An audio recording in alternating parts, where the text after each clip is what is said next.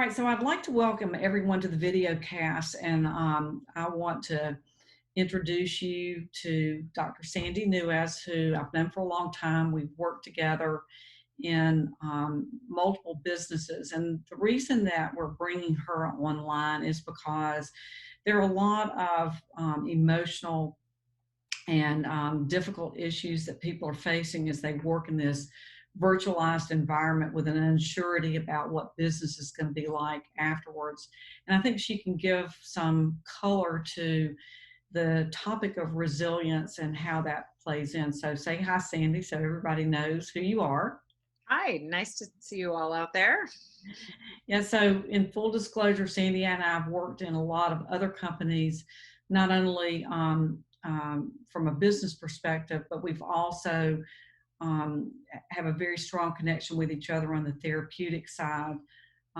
Convey has a sister company called Interact Lifeline that helps people dealing with addiction and other coexisting mental health issues stay connected to treatment longer. And Sandy's one of our board advisors in that particular business. So Sandy, why don't you give us a little bit more about your background in psychology and who you've worked with, and just kind of walk people through your history. Currently, I'm a psychologist in private practice, and I do individual and group psychotherapy. I do neurofeedback, and I do comprehensive psychological assessments in my office, and the face-to-face component of that. I also do training and development for different organizations, often within therapeutic, but not entirely, around trauma and stress resilience. And I also do staff training for staff at therapeutic programs around a variety of different clinical issues. I also have a research background and a program evaluation background, so I incorporate some of that also into the work that I do. And then I also work in addiction programming. So today we're going to deal with the topic of resilience, and that's the topic of your presentation at the upcoming cloud conventions.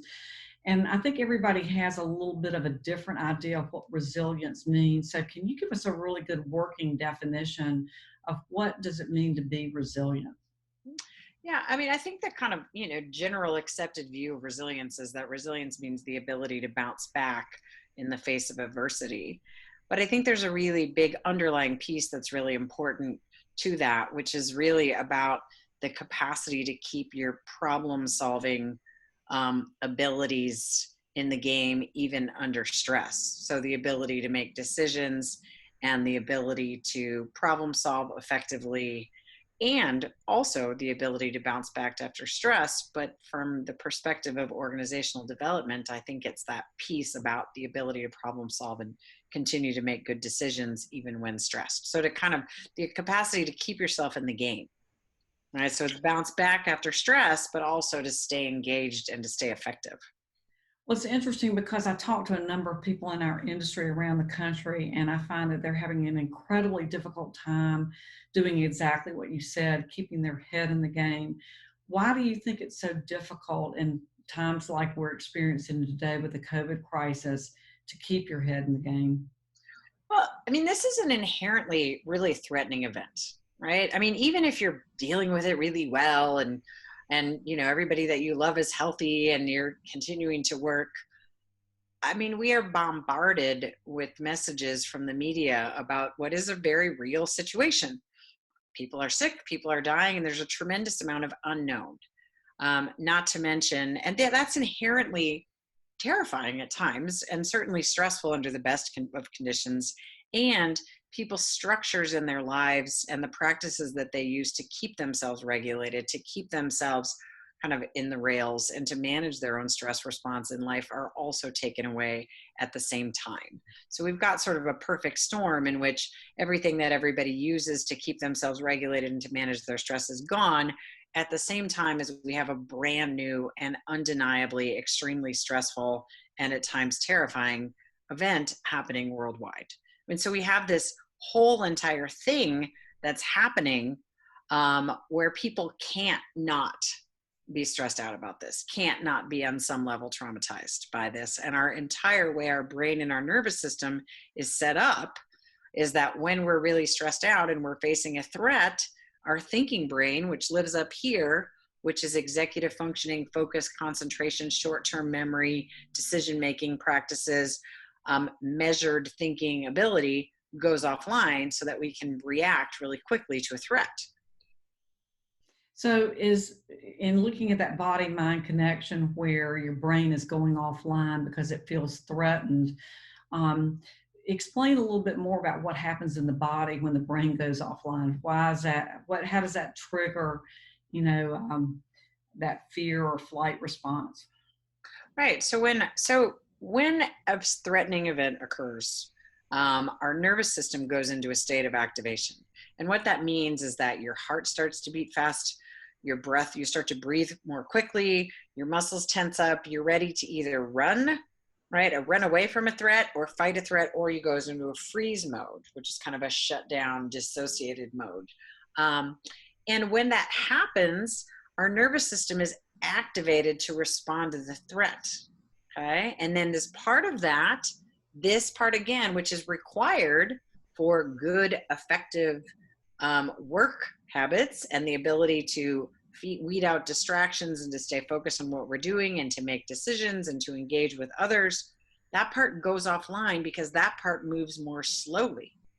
Right? When we're activated into this fight flight mode, our whole entire nervous system is set up for reactivity, not focused decision making and putting the pieces together and effective problem solving. And all of that is what's needed in an organization right now to get us through this. So our body is activated into fight flight, our thinking brain is offline, and then we go into this cycle where we begin to perceive the world as a much more threatening place than it might actually be. So we're in that state of activation, and then it shifts and distorts our perceptions. So we see the world as more threatening, which keeps us into that state.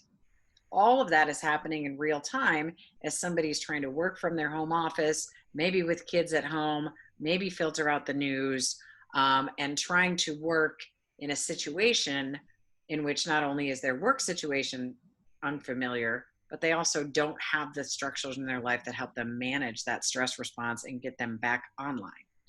So, I would bet that if I talk to a number of people out there, their standard response would be, I'm doing great. Business is moving along. I'm doing great. So what are the signs that a business person needs to look for when their resilience has gone low, they've gone offline, and they may just not recognize that that's happening?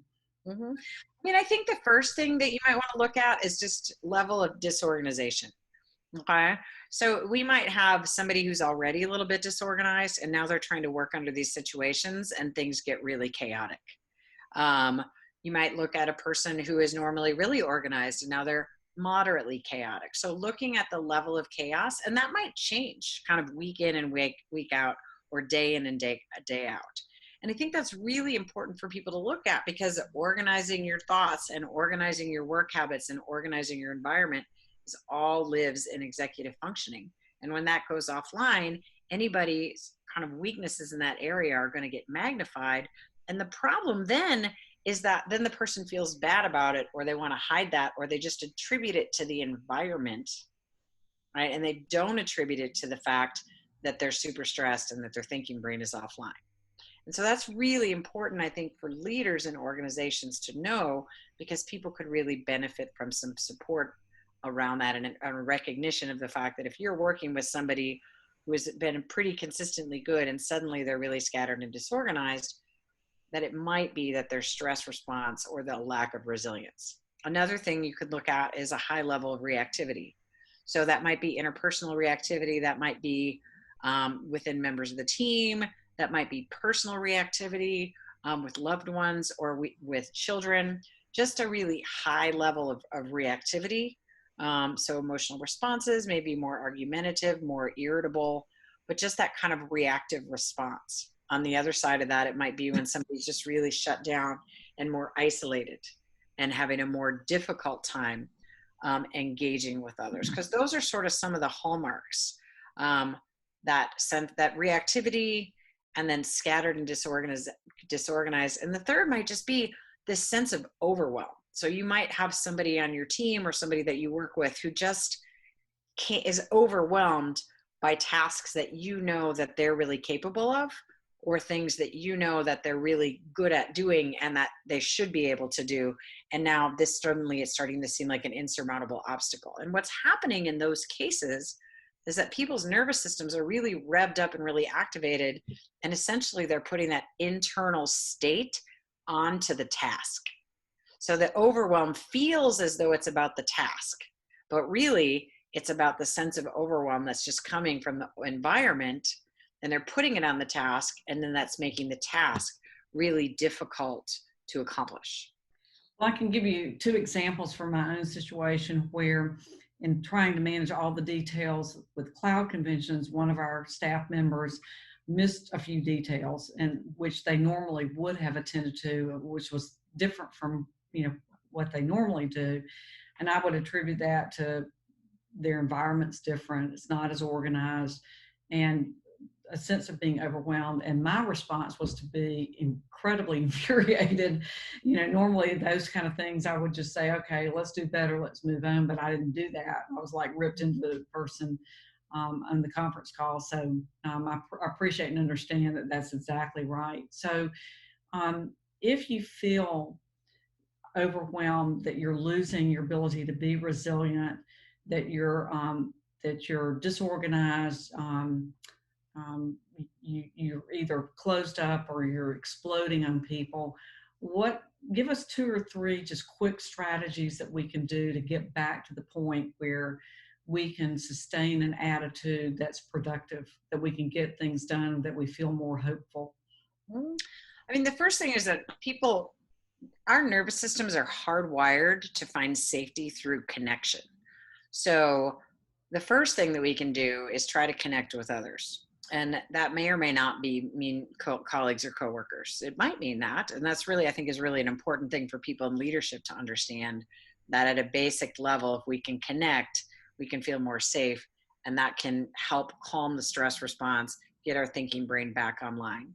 But sometimes when we're too stressed out or too overwhelmed, that's not possible, that finding those connections become really difficult.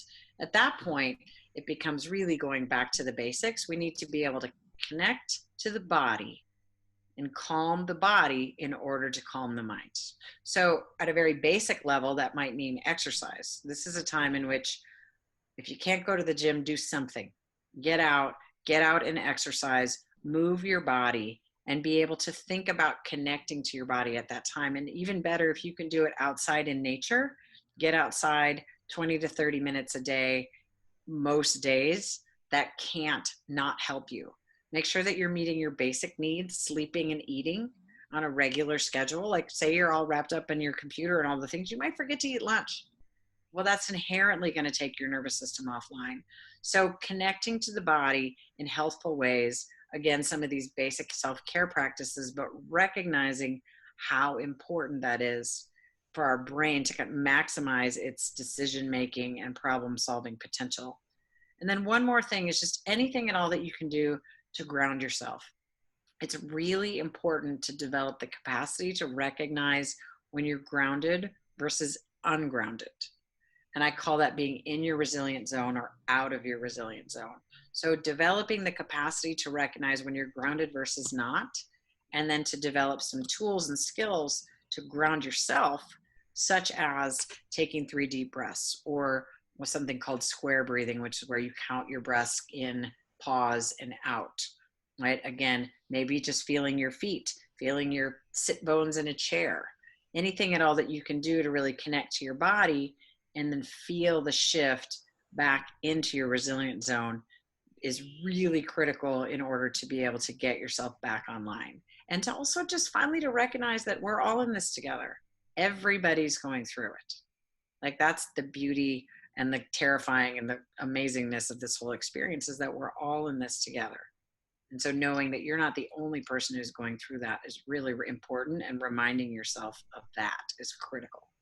So what I'm pulling out from the conversation is that, the drop in resilience, the ability to be able to be resilient, is an expected outcome of a time that is very uncertain for all of us. There's a biological reason that that you will struggle harder in periods of stress. It kicks off a fear or fight response, and that there are certain signs that you need to be looking for to know that, yes, and either my teammate or myself, we're reacting in ways that we normally wouldn't, and then strategies that we can use to get ourselves back on track, back in line, through simple things, breathing, exercise, being outside, sleeping enough, and doing the things that you need to do. So, without giving away all the things that are going to be coming up at cloud conventions, I want you to come back. Sandy Newes is going to give you a lot more information about the signs of and science of resilience, how to prepare yourself, how to work with your team to make sure they're on track, and just some practical ways to get through the crisis that we find and then what's coming next. So say goodbye. Goodbye, And everybody. we'll join everyone at Cloud Conventions coming up May 11th through the 14th. Thank you so much for your preview, and we look forward to the whole session. Thank you, Carolyn. I appreciate the opportunity.